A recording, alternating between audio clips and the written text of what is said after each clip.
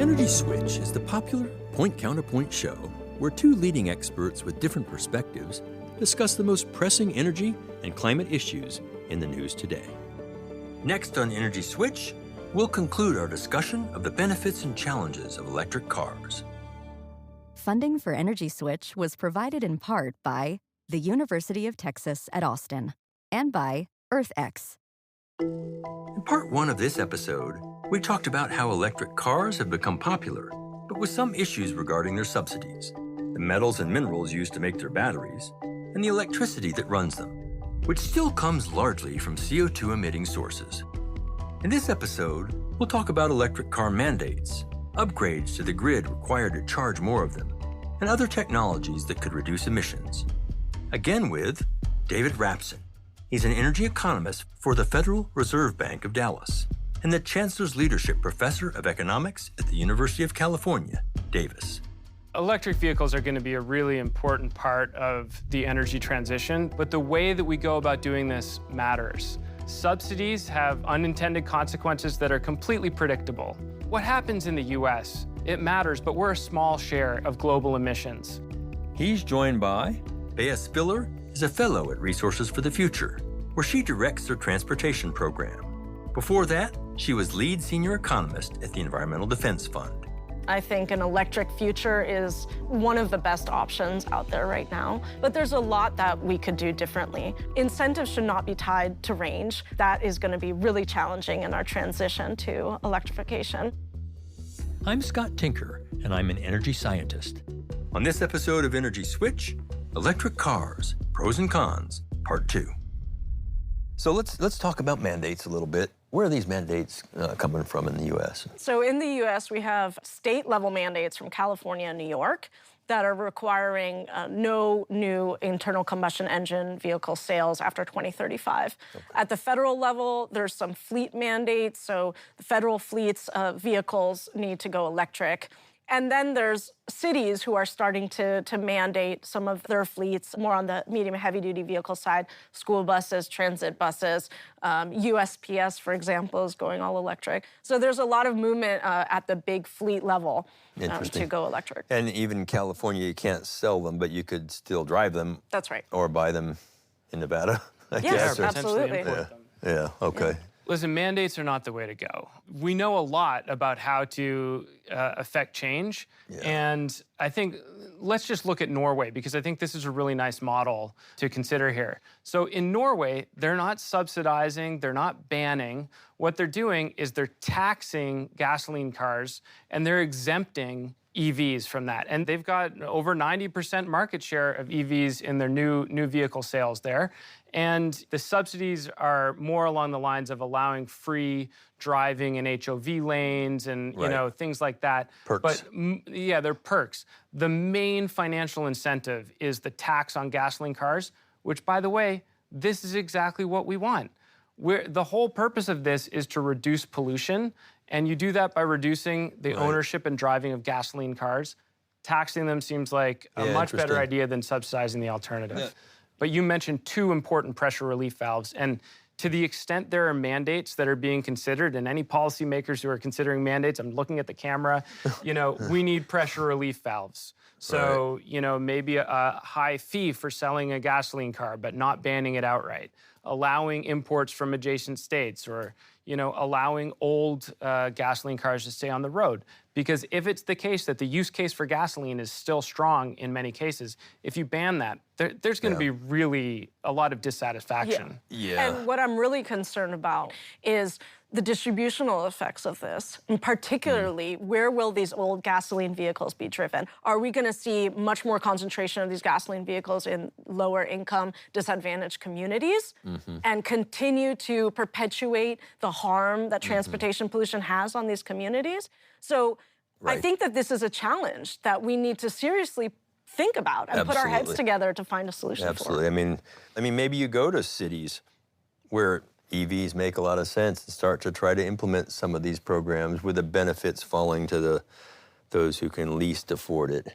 Because you go up, from $2.50 a gallon to $3 a gallon for gasoline, and it hurts people who can't afford that.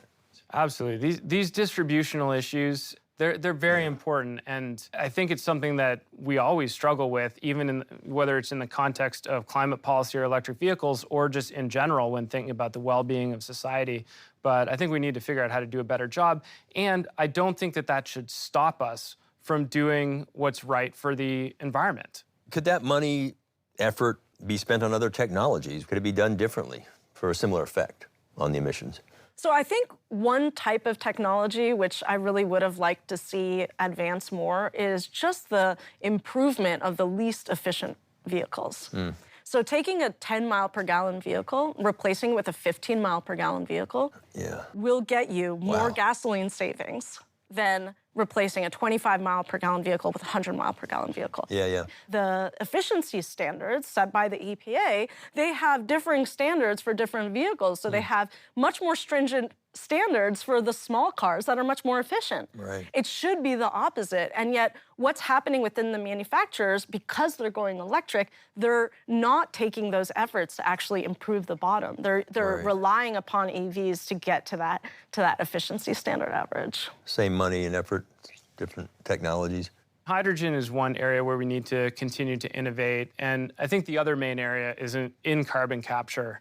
I mean, how great would it be if we could suck carbon out of the atmosphere? And currently there are pilots that are doing this at a few $100s per ton of CO2, and a lot of the policies we're implementing, that are indirect cost a lot more than that. So, if we can scale carbon capture, that just frees us from so many of the challenges, not least of which is the collective action problem of getting the rest of the world to do this.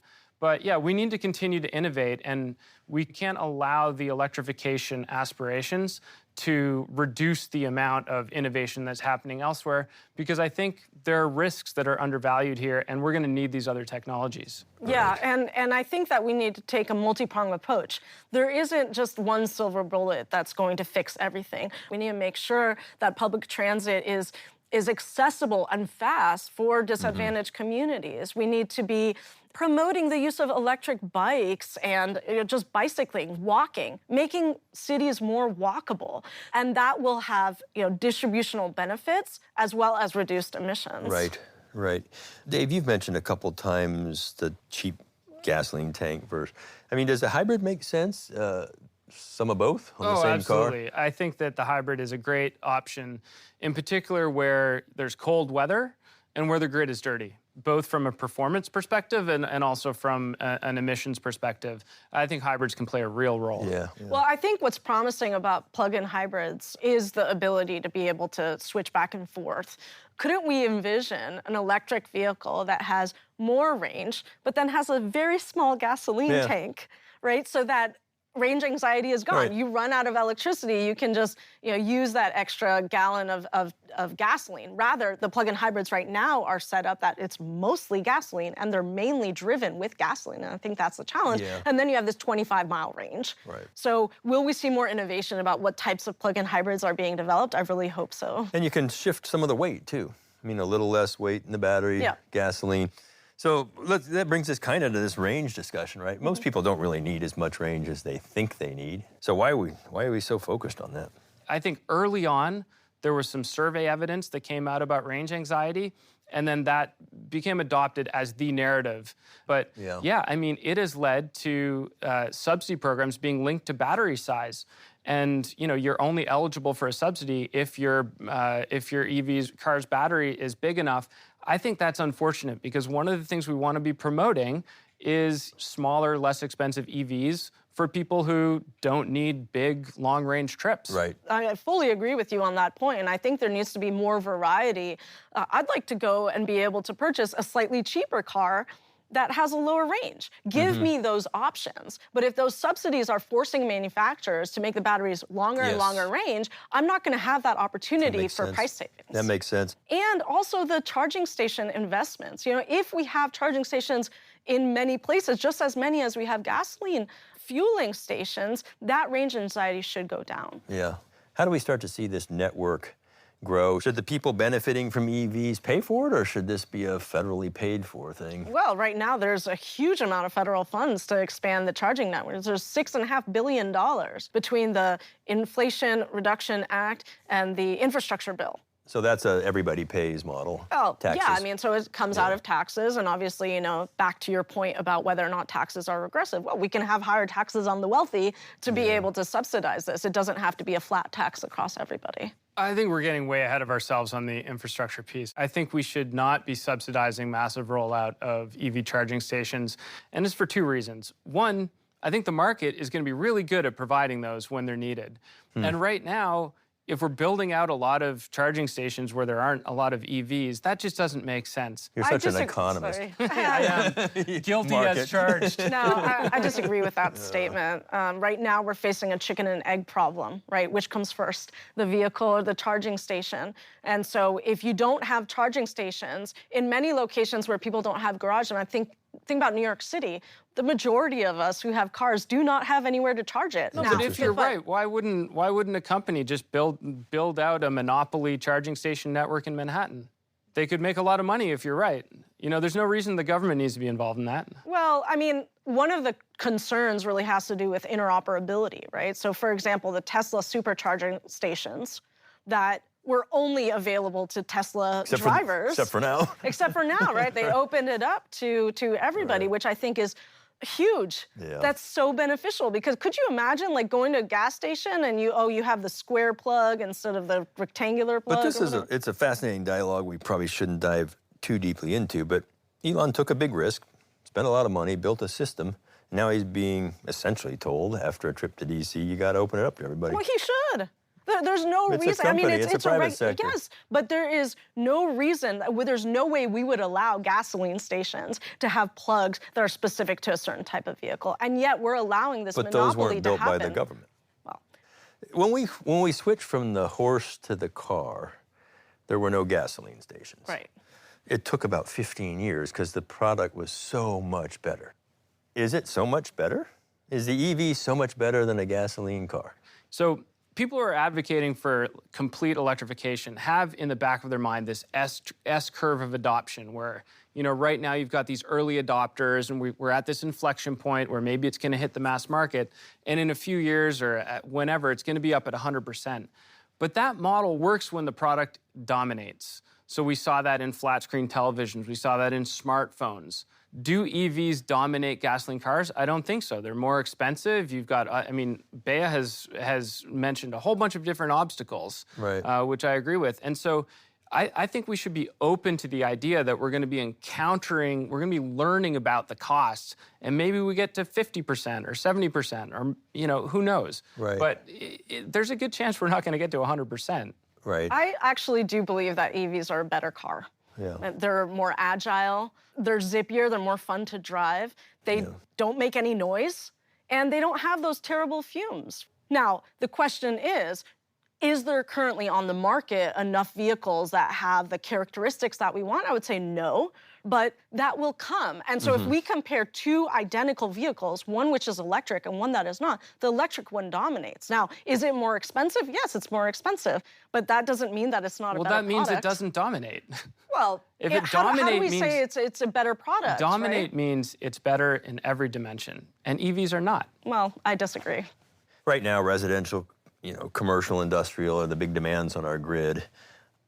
If we add a transportation component to that, another big wedge to that, how do we do that? How do we integrate that in the grid, create that another big source of electricity needed for this? There's two different things that we have to talk about here. Right. One is the distribution grid, the wires, the poles, the transformers, all of that equipment that brings the electricity to your home. That's one area that we're going to have to be doing massive investments in. Even a few electric vehicles charging at the same time within one specific location might require upgrades to that area. The second area is, of course, on the generation side of things. And then the question there is really, how do we bring more renewables onto the grid to allow for that charging to be clean? Now, the Inflation Reduction Act has many production and investment tax credits targeted towards wind and solar. So we will expect that generation will increase just naturally because of all these investments in renewables there. Well, I think the distinction that really needs to be understood here is between intermittent sources of supply, like wind and solar, that we can't control when they're producing, and dispatchable sources of supply, which we can turn up when we need more energy and turn down when we need less. And so right now, actually, frankly, the best part of decarbonizing the grid so far has been switching from coal to natural gas. Right.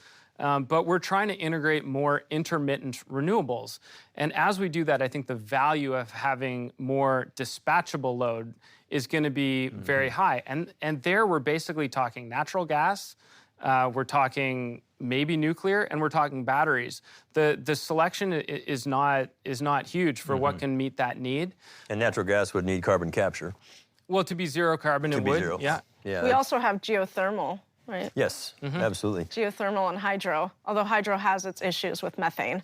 So you've mentioned a couple times, Beia, that when you charge matters. Is that a problem, opportunity? How do you see that? One of the great things about electric vehicles is that the charging needs is really flexible. Most vehicles are not utilized for the large majority of the day. So you could imagine having the vehicle plugged in but not charging and then turning on and off as grid conditions change. Then this will require coordination, because one of the things that happened is some of these vehicles, they came with a default setting to only turn on the charging at midnight. So if you plugged it in at 6 p.m., it would wait until midnight to charge, which on its face was an idea that let's charge when demand is low. But then all of a sudden you have this pile up, this new peak at midnight. And I think that's really problematic. So it does require coordination in terms of, can we stagger when these vehicles are being turned on? And there's a role for automated software to help us do that, but also for third-party aggregators to help coordinate across different vehicle owners. Right. Let's kind of get some closing thoughts here. Should we mandate EVs, subsidize them to encourage their adoption, or if we were going to do it differently, how would we do that? Closing thoughts as you think about wrapping that up, Beia. I would say that I'm very excited about the future. I think an electric future is one of the best options out there right now for reducing tailpipe emissions, for reducing, improving air quality, particularly in disadvantaged communities. But there's a lot that we could do differently, right? For example, let's get scrappage programs. Some of these scrappage programs have been shown to be somewhat ineffective. Let's structure them better. And so as we bring more EVs in, let's get those dirtiest gasoline vehicles off the road. And I agree with Dave in that we need to remove any sort of incentive for manufacturers to increase that battery size. Incentives should not be tied to range of the battery. That is going to be really challenging in our transition to electrification. So quit making it bigger when what we need is really smaller, lighter. I think that's right. Shorter. Or at least variety. Allow people to choose the battery size that they want. Don't force everybody to have a 500-mile range. Yeah, interesting. Same question. Yeah, electric vehicles are going to be a really important part of the energy transition. There's no question about that. They are currently the most promising technology. But the way that we go about doing this matters. And it doesn't work too well to force Americans to adopt something they don't want. Subsidies have unintended consequences that are completely predictable, right? If all we're doing is subsidizing, we're not creating the incentive to burn less gasoline, which is the main point of it. And finally, what happens in the US, it matters, but we're a small share and shrinking share of global emissions. And we could decarbonize entirely, and we wouldn't have even, started to fix the problem globally of temperatures rising, because the developing world is now burning a lot of energy there. We're bringing people out of poverty, which is great, and they're demanding energy services. We need to figure out how to get them clean energy. And I would just ask the question, do we think that this electrification vision that we're pursuing here in, the wealthiest country in the world is going to be suitable for African nations that, are doubling in size? And I think the answer there is pretty clearly no with current technologies. We need to really take that seriously. That's interesting. So I'm old, so I can't put a goal out there too far. But let's say 2035, I hope I'm still alive then. What do you see? Percentage of EVs, or hybrids even, in the US in 2035, and percentage globally?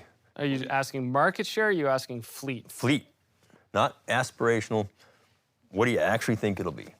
I think it's still probably going to be pretty small. Do you? Yeah, because even if we get all new vehicle sales to be electric, that doesn't that doesn't mean anything for the existing fleet that we have. They last 20 years. Absolutely. Yeah. So we have to be thinking forward 40 years ahead, when we do actually transition all those gasoline vehicles off the road and create the new used vehicle market that's all electric. Right, same. Yeah, I would really be going out on a limb to put a number out there, but I will. I mean, if we get to 20% of the global fleet by then, it would be just an absolute miracle. I mean, we're talking about, tens, in the teens or 10% of the global fleet being electric by 2035.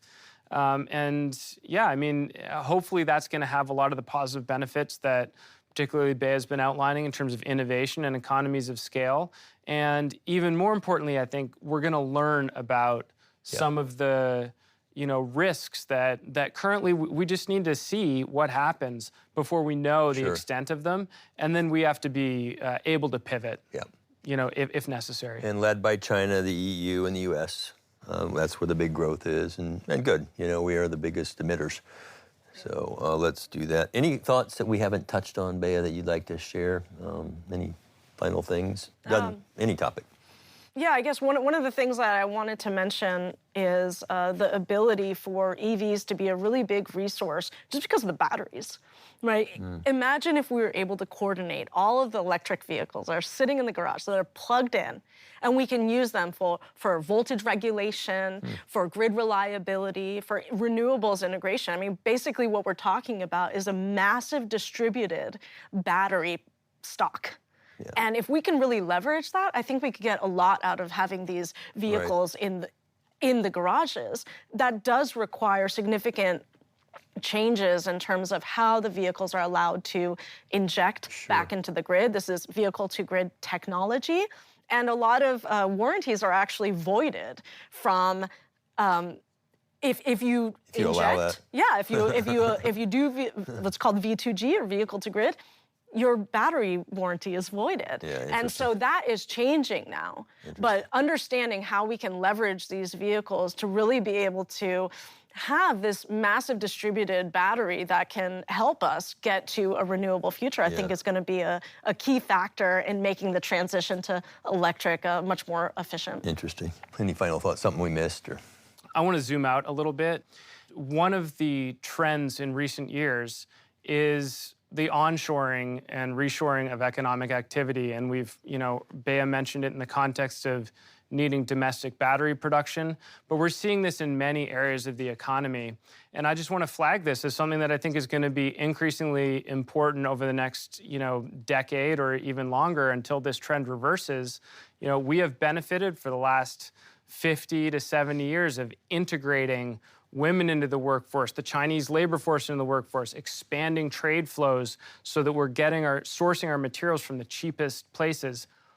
We're backpedaling on that now, and it's going to affect the EV transition, it's going to affect the energy transition, and I think we just need to keep an eye on that.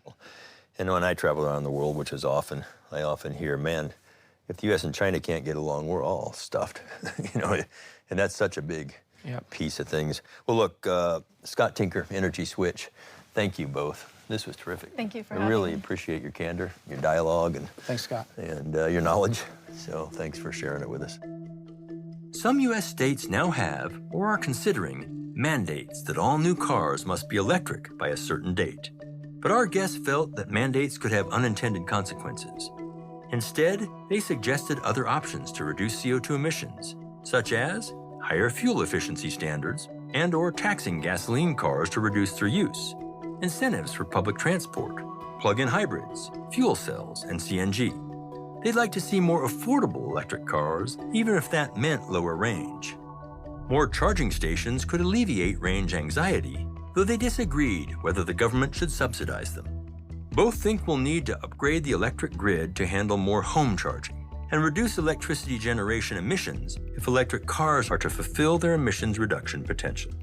Surprisingly, both guests thought that global electric car penetration will still be low in 10 years, less than 20%. But progress could bring improved technology and economies of scale. Energy Switch is executive produced by Scott Tinker and produced and directed by Harry Lynch. Emily Hooks is the assistant producer and researcher. Editors are Ginny Patrick, Yusef Swachina, and Jackie Kunzler. Matt Aslanian does the sound. Energy Switch is produced by Arcos Films for the Switch Energy Alliance, with support from the University of Texas at Austin and EarthX.